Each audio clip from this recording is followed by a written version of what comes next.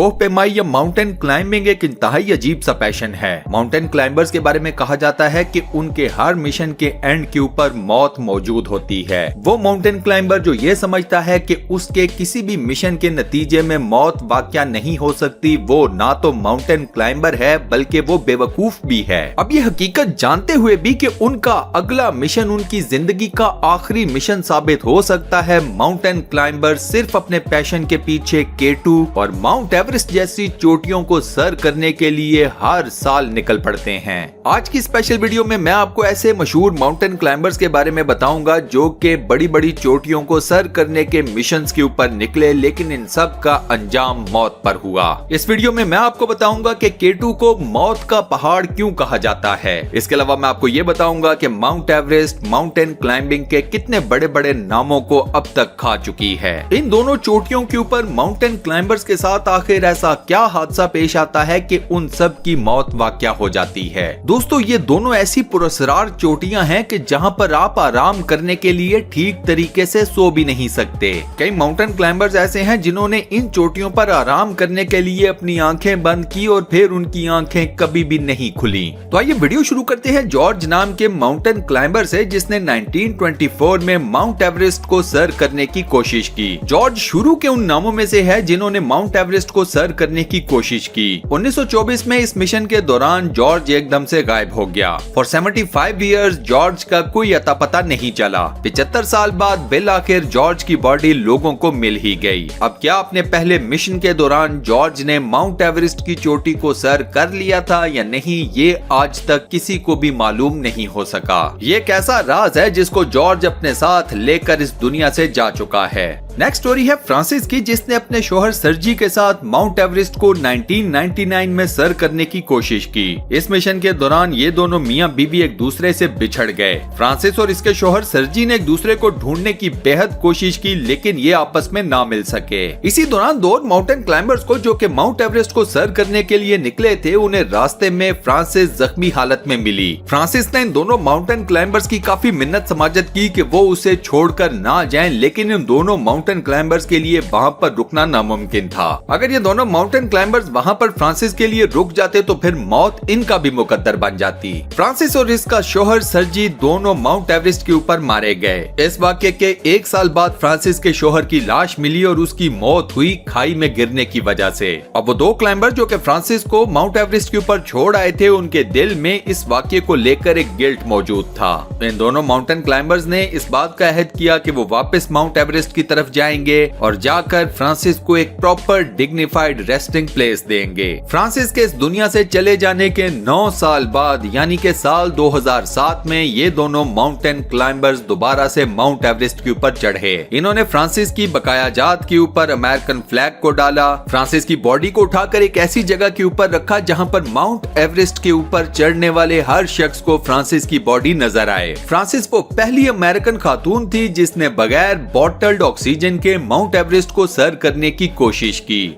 Next is हेनेलोर। हेनेलोर एक German climber थी जो कि माउंट एवरेस्ट के ऊपर 1979 में फौत हुई। हेनेलोर के बारे में कहा जाता है कि ये माउंट एवरेस्ट के ऊपर मरने वाली सबसे पहली औरत थी। ये खातून माउंट एवरेस्ट के ऊपर आराम करने के लिए अपने बैकपैक के साथ टेक लगाकर लेटी और फिर ये कभी नहीं उठ सकी। शदीद मौसमी हालात ने इस खातून को नींद में ही मौत की वादियों में धकेल दिया। माउंट एवरेस्ट के ऊपर ये कॉमन कॉज है मौत का। यहाँ पर टेम्परेचर अचानक से गिर जाता है, मौसमी हालात इंतहाई शदीद हो जाते हैं। एक लम्हे के अंदर हालात इतनी तेजी के साथ चेंज हो जाते हैं कि आपको अपनी जान के लाले पड़ जाते हैं। यही वजह है कि K2 और माउंट एवरेस्ट के ऊपर माउंटेन क्लाइंबर सही तरीके से आराम नहीं कर सकते। उन्हें नींद में भी अपने आप को अलर्ट रखना पड़ता है। जो गहरी नींद सोता है उसके दोबारा से जागने के चांसेस बेहद कम हो जाते हैं।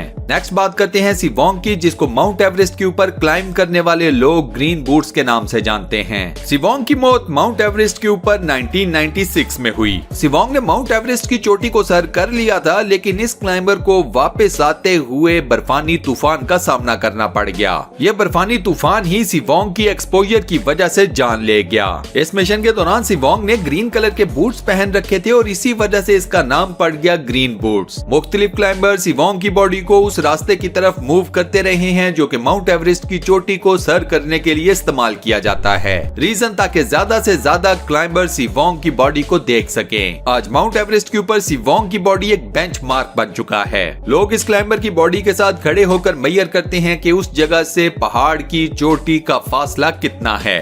ये नेक्स्ट तस्वीर एक स्लोवेनियन माउंटेन क्लाइंबर की है जो कि साल 2005 में माउंट एवरेस्ट के ऊपर अपनी जान से हाथ धो बैठा। इस क्लाइंबर के बारे में कहा जाता है कि इसके ऑक्सीजन टैंक के अंदर कोई प्रॉब्लम आ गई और इसी प्रॉब्लम की वजह से ये माउंट एवरेस्ट से जिंदा वापस न आ सका। माउंट एवरेस्ट के ऊपर इस क्लाइंबर की बॉडी 8,800 मीटर की बुलंदी के ऊपर पड़ी हुई है। नेक्स्ट स्टोरी है डेविड की जो कि एक ब्रिटिश क्लाइंबर था। माउंट एवरेस्ट के ऊपर इस शख्स की मौत वाकया हुई साल 2006 में। माउंट एवरेस्ट के ऊपर डेविड कुछ देर आराम करने के लिए ग्रीन बूट्स के पास बैठ गया और उसके बाद वो कभी ना उठ सका। डेविड उस जगह के ऊपर बैठे बैठे फ्रीज हो गया, जम गया। डेविड के मामले में सबसे दुख भरी बात यह है कि 30 क्लाइंबर्स इस शख्स के पास से गुजरे जो कि पहाड़ की चोटी की तरफ चढ़ रहे थे। ये तमाम क्लाइंबर्स जिस वक्त डेविड से मिले उस वक्त डेविड जिंदा था। कुछ क्लाइंबर्स ने तो डेविड से बातचीत भी की, लेकिन अफसोस ये है कि कोई भी एक क्लाइंबर डेविड की मदद ना कर सका। K2 और माउंट एवरेस्ट के बारे में कहा जाता है कि अगर इन दोनों चोटियों के ऊपर कोई माउंटेन क्लाइंबर फंस गया है तो फिर उसकी मदद को जाने का कोई फायदा नहीं। अक्सर ऐसे वाकयात में देखा गया है कि जिसने मदद की और जिसकी मदद की गई दोनों ही जिंदा न बच सके।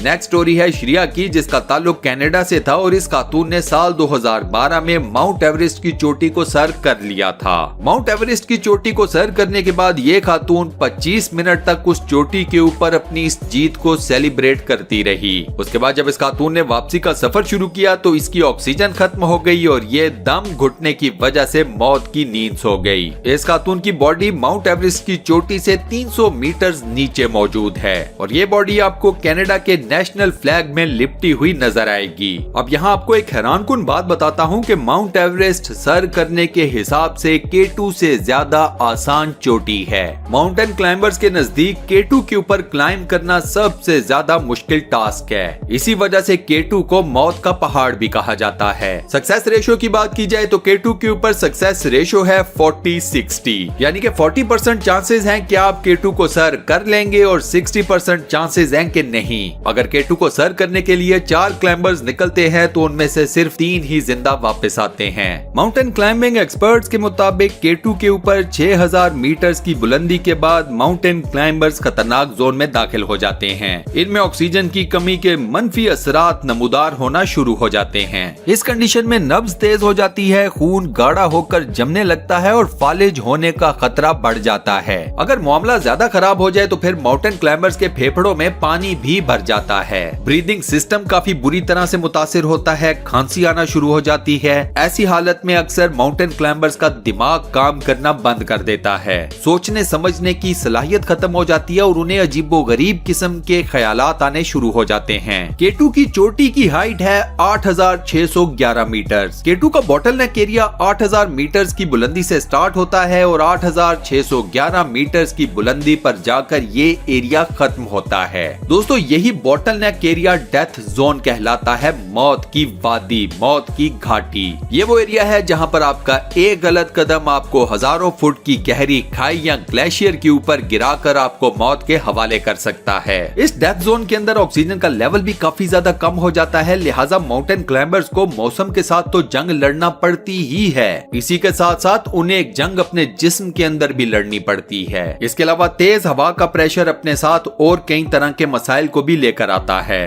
अब जब आप इतनी हाइट के ऊपर होते हैं तो वहां पर इंतहाई कम टेम्परेचर की वजह से जिस्म के किसी भी हिस्से के ऊपर फ्रॉस्ट बाइट भी हो सकता है। डेथ जोन के अंदर आपको शदीद सर दर्द, मतली, बदनजमी और हेलुसिनेशन का भी सामना करना पड़ सकता है। K2 के डेथ जोन में गलती की कोई गुंजाइश नहीं होती। आप इस जगह के ऊपर एक खास टाइम से ज्यादा वक्त भी नहीं गुजार सकते। इस जोन, इस एरिया के अंदर नींद या ज्यादा देर रुकने का मतलब है मौत। दोस्तों मोहम्मद अली सतपारा साहब और उनके साथियों को K2 के ऊपर लापता हुए तकरीबन 5 रोज गुजर चुके हैं। अब माउंटेन क्लाइंबर्स की ये टीम जिंदा है या नहीं हम नहीं जानते, लेकिन हम अल्लाह ताला से यही दुआ करते हैं कि वो इन लोगों के लिए आसानियां फरमाए और इन लोगों को अपनी हिफाजत में रखे। आमीन। दोस्तों कमेंट सेक्शन में आमीन जरूर लिखें, इस दुआ खैर का हिस्सा जरूर बने और सदका जारिया कमाएं। ये वीडियो आपको कैसी लगी इसके बारे में मुझे नीचे कमेंट सेक्शन में बताना मत भूलिएगा।